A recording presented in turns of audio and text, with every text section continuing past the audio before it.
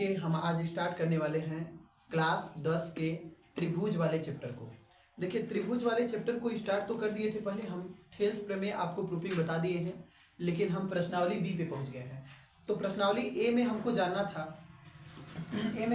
था कि थेल्स प्रमेय क्या था, उसको लागू कैसे किया जाता है, ये तो हमने जान लिया। चलिए मोटा मोटा तौर पे हम समझ लेते हैं थेल्स प्रमेय होता क्या है त्रिभुज में। मान लेते हैं हमारे पास एक त्रिभुज है,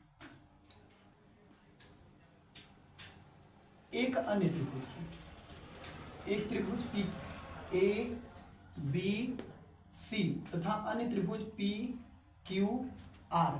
देखिए थेल्स प्रमेय उन्हीं त्रिभुजों के लिए लागू होता है जो समरूप होते हैं। अब समरूप तो बता दिए हैं क्या होता है। समरूप का मतलब होता है जिसके संगत कोण, मतलब यदि त्रिभुज का समरूपता बताना हो तो संगत कोण क्या होने चाहिए, बराबर। तो संगत कोण बराबर मतलब कोण बी कोण क्यू के बराबर, कोण ए कोण पी के बराबर, कोण सी कोण आर के बराबर। संगत त्रिभुज संगत मतलब समरूप त्रिभुज जो होते हैं उनके संगत कोण तथा संगत भुजाएं समानुपाती होती हैं। यदि संगत भुजाएं देखें तो ए बी का संगत भुजा पी क्यू, बी सी की संगत भुजा क्यू आर और ए सी की संगत भुजा पी आर। तो संगत भुजाएं समानुपाती होती है, मतलब देख लेते हैं थोड़ा सा। संगत भुजाएं समानुपाती मतलब ए बी बटे पी क्यू बराबर ए सी बटे पी आर, बी सी बटे क्यू आर, बी सी बटे क्यू आर। थोड़ा सा इसमें एक पॉइंट नोटेड दी, मतलब इसमें एक चीज और देखा जाता है। यदि हम इस त्रिभुज को ले रहे हैं तो पहले इसी को लेंगे फिर इसके बाद इसको लेंगे। मतलब समझ सकते हैं कि पहले इस त्रिभुज को लेंगे, मतलब इसकी अगर एक भुजा लेते हैं तो इसकी एक भुजा, और इसकी एक भुजा लेते हैं तो फिर इसकी एक भुजा, मतलब बटे में लेते हैं, हमको अनुपात के हिसाब से रखना पड़ता है। चलिए तो हम स्टार्ट करने वाले हैं प्रश्नावली बी, मतलब प्रश्नावली 6B का सवाल, ठीक है ना। तो प्रश्नावली 6B का हम सवाल स्टार्ट करने जा रहे हैं। देखते हैं थोड़ा सा। तो हम प्रश्नावली 6B का पढ़ने वाले हैं। 6B में हमको आज पढ़ने हैं 5 सवाल। प्रश्नावली 6B में हमको 5 सवाल पढ़ने हैं। तो पहला सवाल देख लेते हैं आपके सामने। देखिए त्रिभुज एबीसी में, मतलब बात कर रहा है इस त्रिभुज एबीसी की। त्रिभुज एबीसी में जो डीई है, डीई हमारे आधार मतलब बेसिस के ये क्या है, बीसी, आधार बीसी के समांतर है। यहां से देख लेते हैं एडी अनुपाते एबी, मतलब एडी और एबी का अनुपात 1/3 है। एडी और एबी का अनुपात 1/3 है, देख लीजिए। और यदि एसी मतलब इस एसी बड़े वाले एसी का यहां से यहां तक की दूरी कितना दिया है, 4 हो, तो एई का मान ज्ञात करते हैं। तो सबसे पहले हमको ये प्रूव करना पड़ेगा। ध्यान दीजिए, यहां देखते हैं दिया है, पहले देखा दिया है, देखते हैं इसमें देख लीजिए। देखिए त्रिभुज के सवाल को हल करने के पहले ये लिख देते हैं कि दिया क्या है वो देख देते हैं। दिया क्या है, करना क्या है, दिया क्या है, करना क्या है, तब उसके बाद हम सिद्ध करते हैं, ठीक है ना। तो सबसे पहले हम जान लेते हैं हमको दिया क्या है और करना क्या है। ये देखिए दिया क्या है ये लिख लेते हैं। तो दिया क्या है ये देखो, दिया है त्रिभुज एबीसी में, त्रिभुज एबीसी में जो डीई रेखा है, डीई जो है वो आधार बीसी के समांतर है, आधार बीसी के समांतर है। मतलब अगर आधार के समांतर एक भुजा हो गया तो इसमें ये जो दो त्रिभुज दिखाई दे रहे हैं, ये छोटा सा और ये पूरा बड़ा, ये आपस में क्या हो जाएंगे, समरूप सिद्ध हो जाएंगे। क्या सिद्ध हो जाएंगे, समरूप। तो देख लेते हैं थोड़ा सा। ज्ञात क्या करना है वहां देख लीजिए। ज्ञात करना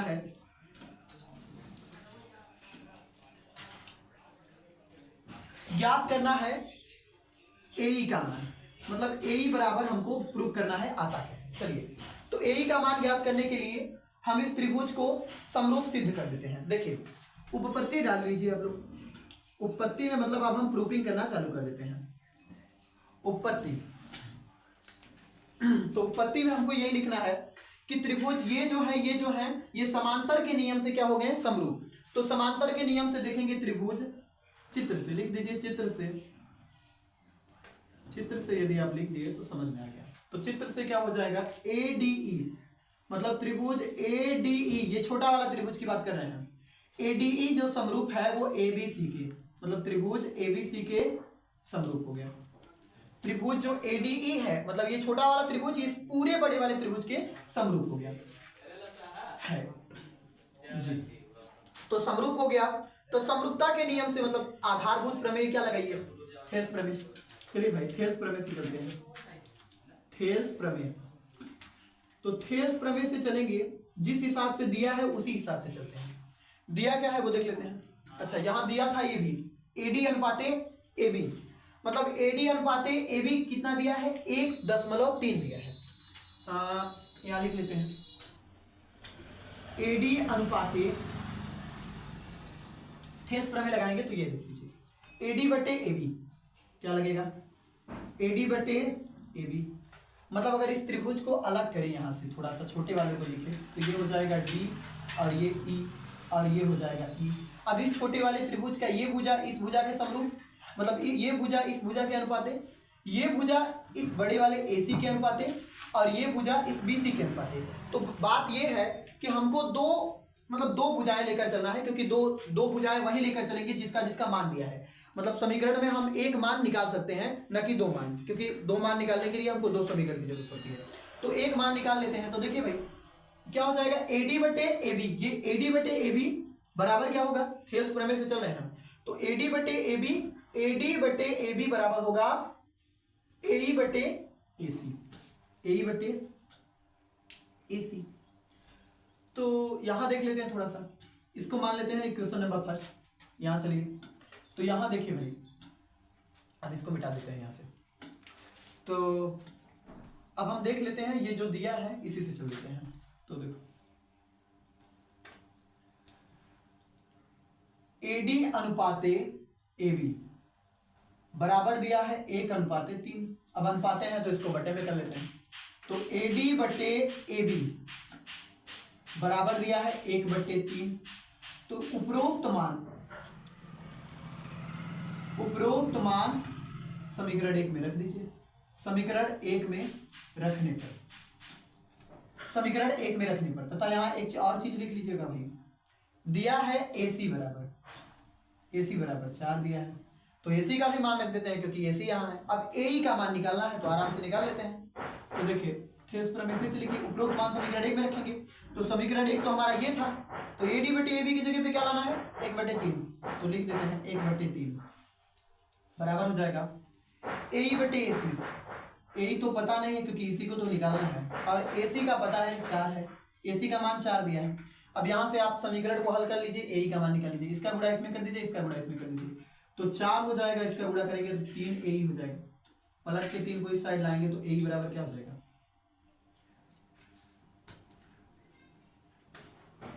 4/3, 4/3, मतलब AE का मान निकल गया 4/3।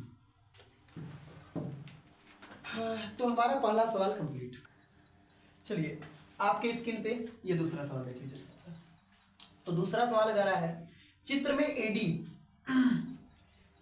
AD BAC की समद्विभाजक है तथा AB इतना AC इतना। तो चित्र देख लेते हैं थोड़ा सा आपका, ये देखिए आपका ये चित्र दिखाई दे रहा है आपको स्क्रीन पे। तो ये हो गया ABC, मतलब AD जो है ये इसको विभाजित कर रही है, तो यह D हो जाएगा।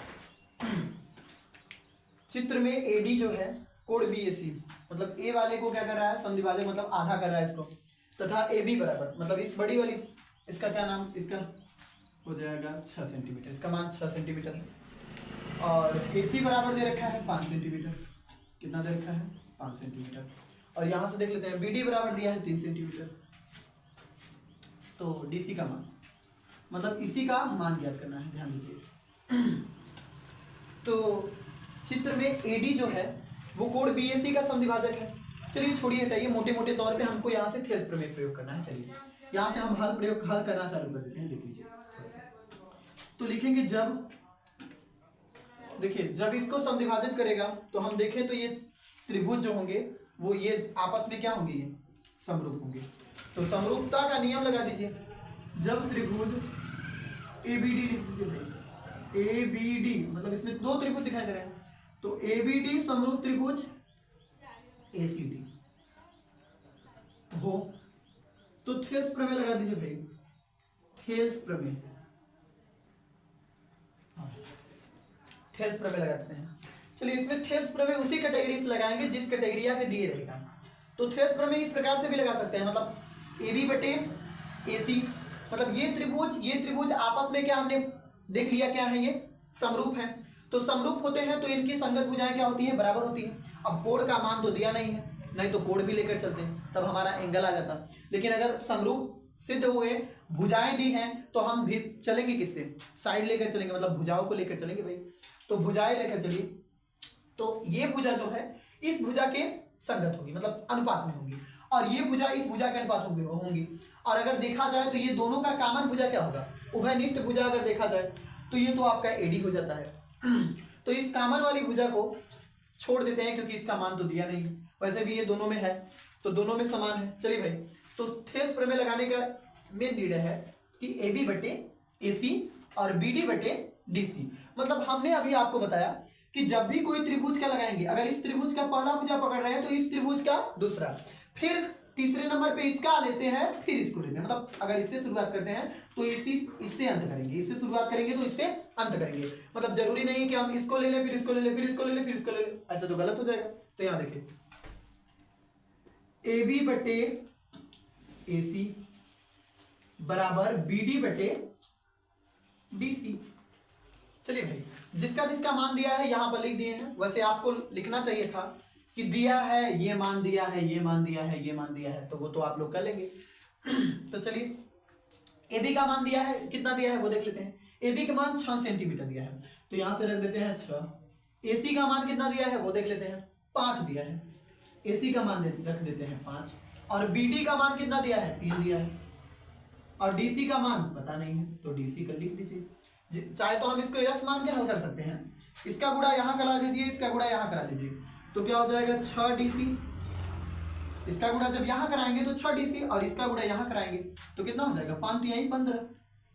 तो 5 तिहाई 15 हो गया, तो इस 6 को उधर भेज दीजिए भाई। तो डी सी बराबर कितना आ गया 15 बटे 6। अभी इसका काट पीट कर दीजिए आप लोग, तो इसको काटेंगे तो 3 पचे 15 और 3 दूनी 6। अगर 5 में 2 का भाग देंगे कितना आएगा, 2.5 आएगा, मतलब 2.5 सेंटीमीटर आएगा। चलिए, तो आपका इसी हिसाब से दूसरा सवाल कंप्लीट होता है। मतलब डीसी बराबर कितना आ गया आपका 2.5 सेंटीमीटर। तो आपका ये तीसरा सवाल आपकी स्क्रीन पे दिखाई दे रहा है। चलिए भाई, तो धीरे धीरे हम तीसरे के कगार पे पहुंच गए हैं। तो तीसरा सवाल ये कह रहा है, इसमें चित्र नहीं दिया है, इसमें चित्र हमको अपने से बनाना पड़ेगा। देखिए चित्र ये कह रहा है, मतलब सवाल ये कह रहा है कि किसी त्रिभुज PQR की भुजाओं PQ, पहले त्रिभुज बना लेते हैं फिर उसके बाद बात करते हैं। चलिए भाई, तो त्रिभुज हम बना लेते हैं अच्छे से, ज्यादा बड़ा नहीं बनाएंगे, हालांकि आपको दिखाई दे इतना बड़ा बनाएंगे।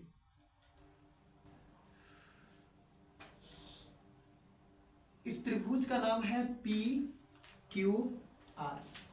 क्या आप इस त्रिभुज से संतुष्ट है ना जी? देखिए यहाँ पर, तो त्रिभुज क्या है, PQR की भुजाओं, मतलब त्रिभुज, किसी त्रिभुज PQR की भुजाओं, PQ भुजा ये देख लीजिए PQ है, और PR मतलब PR भुजा पर क्रमशः बिंदु E, मतलब अगर पहले PQ आया है तो बिंदु कौन लेंगे E। तो यहाँ पर PQ पर कौन बिंदु रखा है भाई, E रखा है, मान लेते हैं यहाँ पर हमारा कौन बिंदु E, ठीक। तो E बिंदु और F, मतलब अगर बाद में PR आया है तो बाद में कौन रहेगा भाई F, तो PR पे एक बिंदु हो जाएगा F। अभी तक तो हम ऐसे बना लेते हैं, लेकिन हम प्रूफ करेंगे। तो F स्थित है, निम्नलिखित में से प्रत्येक स्थिति के लिए बताइए कि EF पैरेलल है QR, मतलब समांतर है QR के। तो चलिए भाई, अभी तक तो हम ऐसे बना लेते हैं, वैसे देखने में तो समांतर लग रहा है, लेकिन हमको प्रूफ करना पड़ेगा। तो पहली स्थिति अगर हल करना चाह रहे हैं तो पहली स्थिति में देखिए भाई, हम पहला स्थिति हल कर लेते हैं।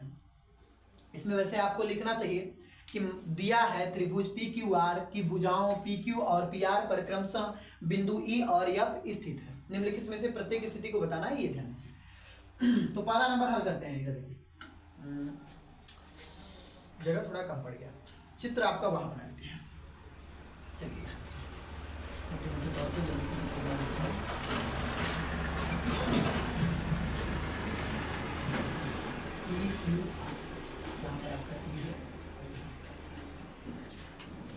पहले नंबर के लिए अगर हम चलिए, तो पहला नंबर कह रहा है कि PE की लंबाई कितना दिया है भाई 3.9, 3.9, 3.9 दिया है। और EQ, EQ ये वाला नंबर, EQ बराबर क्या दे रखा है 3, EQ बराबर दे रखा है 3। और PF बराबर दे रहा है 3.6, PF मतलब इसकी लंबाई कह रहा है 3.6। और FR बराबर कितना दिया है, FR 2.4।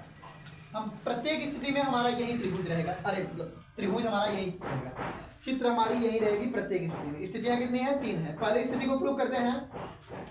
पहले स्थिति में प्रूव करने के लिए सबसे पहले हम थेल्स प्रमेय लगा दें। थेल्स प्रमेय लगाने के पहले हम त्रिभुज लिखते हैं। तो त्रिभुज अगर इस प्रकार से हो तो थेल्स प्रमेय ऐसे भी काम करता है, PE बटे EQ और PF बटे FR, क्योंकि ये प्रमेय नंबर 2 थेल्स प्रमेय जो आधारभूत प्रमेय क्या थी, उसके बाद हमारा प्रमेय यही सिद्ध हुआ था, PE बटे EQ भी होता है और PF बटे FR भी होता है। चलिए तो यहां से लगा लेते हैं थेल्स प्रमेय। तो पहले नंबर के लिए चलेंगे, यदि त्रिभुज PEQ PEF समरूप त्रिभुज PQR अब थेल्स प्रमेय लगा लीजिए भाई, थेल्स प्रमेय लगाइए। थेल्स प्रमेय लगा लेते हैं। मान जिस प्रकार से देता है उसी प्रकार हम थेल्स प्रमेय लगाएंगे। तो अगर मान दिया है ये तो यही लगाएंगे। अगर ध्यान दीजिए, मान अगर इस PE को देता और फिर PQ देता तो हम PE बटे PQ लगाते हैं, लेकिन PE के बाद EQ दिया है। अच्छा, हमारे पास 2 कंडीशन है, मतलब वो वाला भी कंडीशन दिया रहता फिर भी कर देते, ये वाला कंडीशन दिया है तो इससे करेंगे। तो PE बटे क्या लगाएंगे, EQ लगाएंगे। तो चलिए भाई थेल्स प्रमेय क्या लगाएंगे, PE बटे EQ बराबर क्या होगा, PF बटे FR। PF बटे, चित्र ध्यान से देखेंगे तभी समझ में आएगा, वरना नहीं समझ में आएगा। यहाँ देखिए, तो सभी का मान रख देते हैं, क्योंकि पहले कंडीशन के लिए मान ये दे रखे हैं, बाकी दूसरे तीसरे कंडीशन के लिए मान अलग अलग दे रखे हैं। अगर हाँ दोनों के मान मोनोटाइप मतलब अपने आप बराबर हो जाते हैं, ध्यान दीजिए, ये मान अपने आप बराबर हो जाते हैं। जैसे इन मानों को ये मान के बराबर इस ओर का इस ओर बराबर हो जाए तो क्या होगा, थेल्स प्रमेय हमारा प्रूफ हो जाएगा। अगर थेल्स प्रमेय प्रूफ हुआ तो हमारा ये त्रिभुज आपस में क्या होंगे, समरूप होंगे, या समरूप होंगे तो ये भुजाएं अपने आपस में क्या होंगी, समांतर होंगी। अगर भुजाएं आपस में समांतर होगी तभी ना होना चाहिए, अब समांतर नहीं रहेंगी तो ये होगा नहीं। चलिए यहाँ देखिए, तो मान रख लेते हैं। तो P का मान है 3.9 और P का मान 3.9 और EQ का मान है 3 बराबर PF का मान है 3.6 बटे है 2.4। अगर हम काटे पीटे तो हम इसको काट सकते हैं। इसको काटेंगे तो सबसे पहले इसको दशमलव हटा दीजिए भाई, दशमलव मत हटाइए, ऐसे काट लीजिए। चलिए अच्छा, दशमलव हटाते हैं। दशमलव हटाने के लिए इसमें 10 से गुणा करना पड़ेगा। तो 3.9 बटे 3 दोनों पक्षों में 10 से गुणा करना पड़ेगा। तो आप लोग जानते हैं भाई, ये कक्षा 4-5 की सवालें हैं, दशमलव को भिन्न में बदलना। तो ये देखिए दशमलव है, अब एक जीरो लेना पड़ेगा क्योंकि एक स्थान इधर गया है।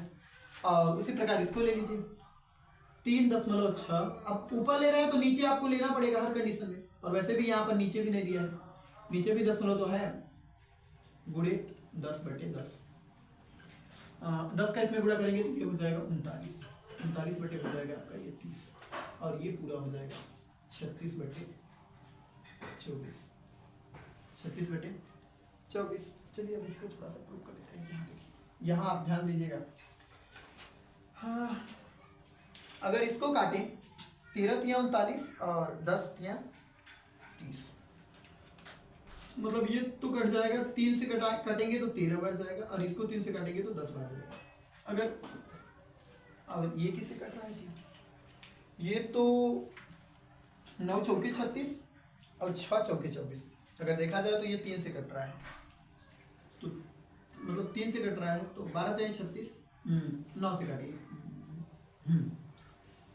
6 से कट रहा है, 6 छाके 36, हाँ 6 छाके 36 और 4 छंगे 24, हाँ 4 छंगे 24, तो 36 और 4 को फिर से काट, 6 और 4 को फिर से काट लीजिए, ये काटेंगे तो हो जाएगा 3 और ये काटेंगे हो जाएगा 2।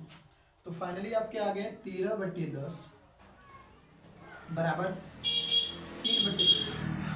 बताइए भाई, क्या 13/10 3/2 के बराबर हो सकता है? नहीं ना।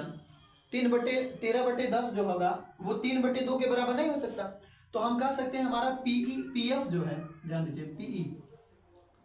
पीई जो है वो EQ के बटे जो है, पीई बटे EQ जो है ये इसके बराबर नहीं है। किसके? PF बटे FR।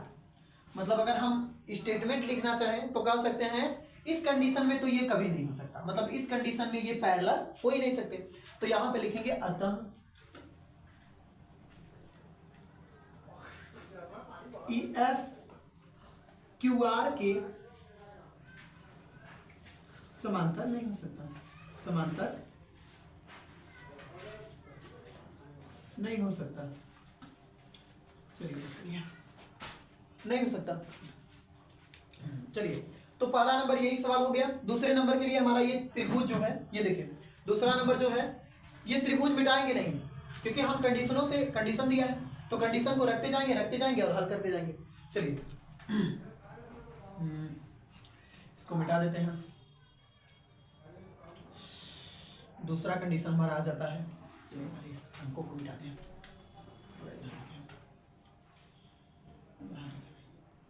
तो दूसरे कंडीशन में देख लेते हैं। तो हमारा यहाँ दूसरा चल रहा है, अभी त्रिभुज को आगे डिवाइड कर रहा है। चलिए, तो दूसरा कंडीशन हमारा चलने लगा। दूसरे कंडीशन में कह रहा है पीई को ले लीजिए 4, मतलब ये हमारा लगता है 4 दिया है, इसको 4 ले लीजिए। PEQ जो है वो है 4.5, कितना है? 4.5। और PF जो है वो है 8, और FR कहिए या RF कहिए वो तो हो गया 9, वो तो हो गया 9। चलिए भाई, अब बार बार वही चीजें नहीं लिखेंगे तो थेल्स प्रमेय डायरेक्ट लगा देते हैं। क्या करेंगे? थेल्स प्रमेय डायरेक्ट लगा देते हैं, समझ सकते हैं आप। तो क्या होगा? PE बटे EQ बराबर PF बटे FR। चलिए, PE का मान फटाफट रखिए। देखिए 4/4.5 बराबर 8/9।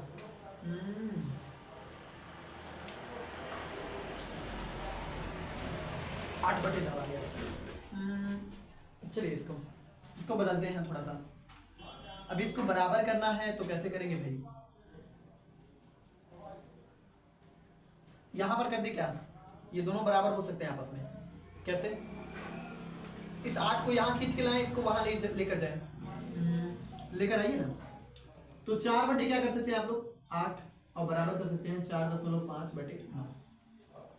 क्यों नहीं कर सकते भाई? जब हम कैंची बुरा कर सकते हैं तो इसके स्थान पे ये तो दोनों सेम ही है, तो इसके स्थान पे ये ला सकते हैं। मतलब आसान बनाने के लिए हम ये इसकी चीजें अपना सकते हैं। देखो भाई, अब 4 से अगर इसको काटो तो कितना आएगा? अगर 4 से इसको काटो तो भाई ये तो हो जाएगा 2, यहाँ बच जाएगा 1। और अगर 4.5 से 9 को काटो तो ये तो हो जाएगा 1, यहाँ बच जाएगा 2। फाइनली आपका 1/2 बराबर 1/2। क्या 1/2 1/2 के बराबर नहीं होगा? अरे ऑफकोर्स होगा। यहाँ लिखिए भाई, तब तो हम कह सकते हैं ना कि हमारा ये जो PE है, ये बात नहीं चल रहा है। चलिए, तो हमारा जो PE है भाई, जो हमारा PE है वो EQ, PE बराबर EQ PF बटे FR है ना? जब है तो त्रिभुज, इस त्रिभुज में EF जो है, मतलब ये वाला कंडीशन हमको लग रहा है अब लागू होगा। EF जो है वो QR के समांतर हो जाएगा। तो यहां लिख लीजिए भाई, अतः स्टेटमेंट डाल रहे हैं, ध्यान दीजिए, इस स्टेटमेंट को नहीं लिखेंगे। अगर इस स्टेटमेंट को नहीं लिखे आप लोग तो हमको लगता है कि सवाल लगाने से कोनो फायदा नहीं है। तो चलिए भाई, तो ये समांतर हो गया इसके, अतः EF समांतर QR है। हो गया, सिद्ध हो गया। चलिए तीसरा नंबर उसी प्रकार से देख लेते हैं, फटाक से इसको उतारिए लोग। तीसरा नंबर का कंडीशन आप लोग अपने से रख लीजिएगा, नहीं तो चलिए भाई करवा लेते हैं, फिर उसके बाद देखते हैं। तीसरा नंबर के लिए कंडीशन देखिए, इन सबके मान अलग अलग हैं। तो तीसरा नंबर देखिए, दूसरे पहले नंबर के लिए तो ये दोनों पैरेलल नहीं हुए, इसके लिए पैरेलल नहीं हुए, लेकिन इसके लिए पैरेलल हो गए क्योंकि इसके जो है अनुपात बराबर थे। मतलब भुजाएं अनुपातिक थी। इधर देखिए तीसरा नंबर में पहले देख लेते हैं। पी क्यू बराबर कितना दिया है 1.828 1.28 और पी आर बराबर कितना दिया है पी क्यू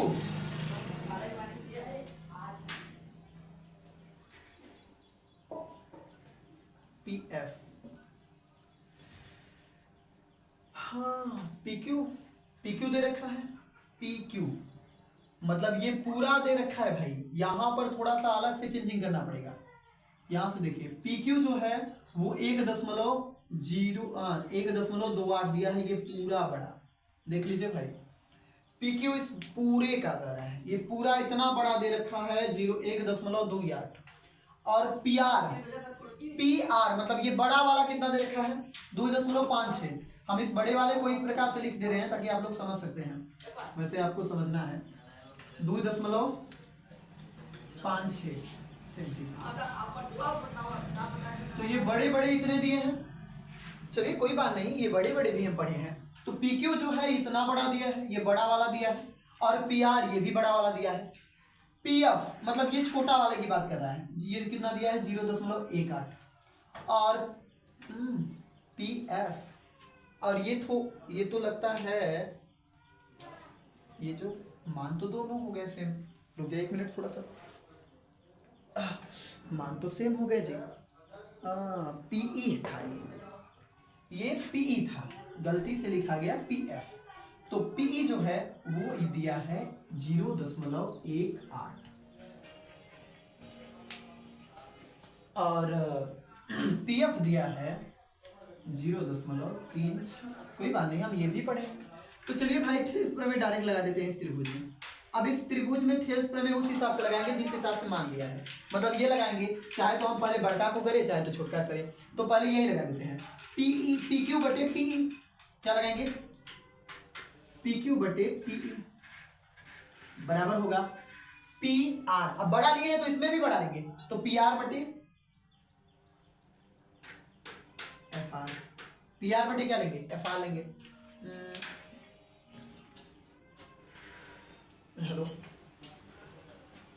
हेलो हाँ अभी नहीं आ सकते, थोड़ा बाद में ऐसे।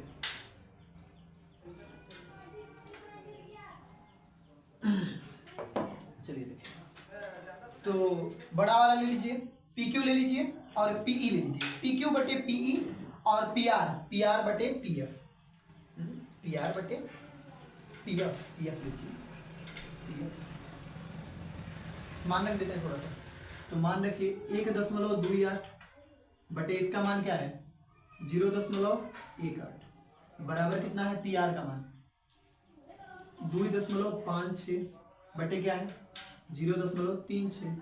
अब दशमलव से हटाना हो तो समझ सकते हैं आप लोग कितने स्थान है 2 स्थान। तो 2 स्थान के लिए कितने जीरो की जरूरत 2 जीरो की जरूरत।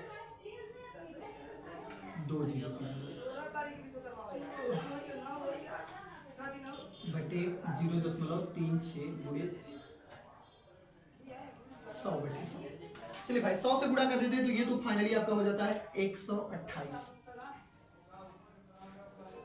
कितना हो जाएगा 128 और यहाँ है आपका 18 और बराबर हो जाएगा ये 256। दशमलव में लगाइए 256 हो जाएगा और ये हो जाएगा 36। सभी दशमलव से उधर चले जाएंगे। तो ये तो हम चाहे तो ऐसे भी काट सकते हैं। 18 से चाहे तो इसको काट देते हैं, ये हो जाएगा 2 और इससे भी चाहे तो इसको काट सकते हैं, ये हो जाएगा 2 क्योंकि 128 दूनी 256 18 दूनी 236। इस 2 से 2 कट जाएगा तो ये हो जाएगा 1।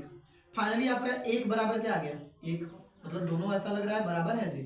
तो बराबर है तो क्या हो जाएगा यहां से देखिए तब PQ बटे PE आपस में क्या होंगे बराबर।